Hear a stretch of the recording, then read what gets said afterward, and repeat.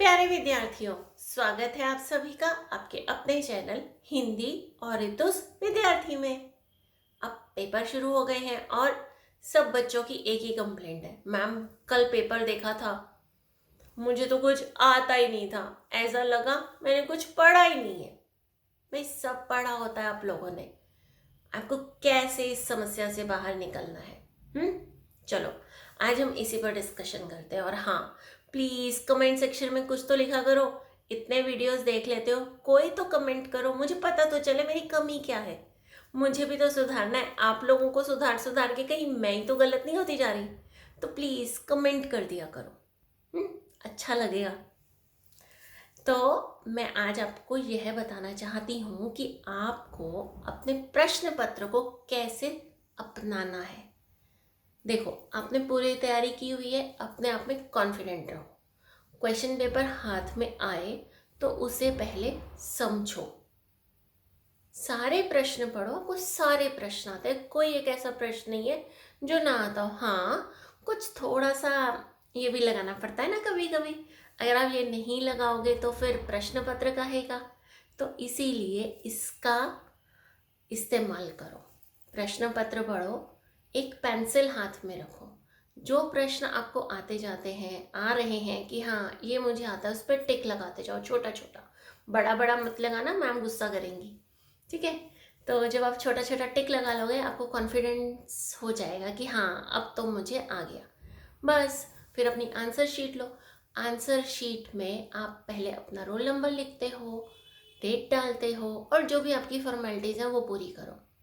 बहुत ही सुंदर लिखावट में अपने उत्तर लिखने हैं। और अगर मैथ्स का पेपर है तो आपको पता है कि आपकी मैम ने आपको बताया है कि साइड में रफ वर्क के लिए लाइन ड्रॉ करनी है। बस एक एक करके। और हाँ, कोशिश ये करो कि सभी प्रश्नों के उत्तर आप सीरियल नंबर से दो, क्रमवार दो। ये नहीं कि पहले एक कर दिया, फिर तीसरा कर दिया, फिर पांचवा कर दिया, फिर दूसरा कर दिया। नहीं, उससे ना थोड़ा सा टीचर को चेकिंग करने में दिक्कत होती है, ठीक है। तो इसीलिए आपने प्रश्न पत्र को ध्यान से पढ़ना है, सभी प्रश्नों के सोच समझकर उत्तर लिखने हैं। और उत्तर लिखने के बाद जब आपका पेपर खत्म हो जाए तो जल्दबाजी ये नहीं करना कि अरे मैं फर्स्ट आ जाऊंगा पेपर देकर। नहीं, अपनी मैम को पेपर तब तक नहीं देना जब तक आपको ये ना लगे कि हाँ मैं खुद में कॉन्फिडेंट हूँ। 3 बार पढ़ो, आपको गलतियाँ ज़रूर मिलेंगी।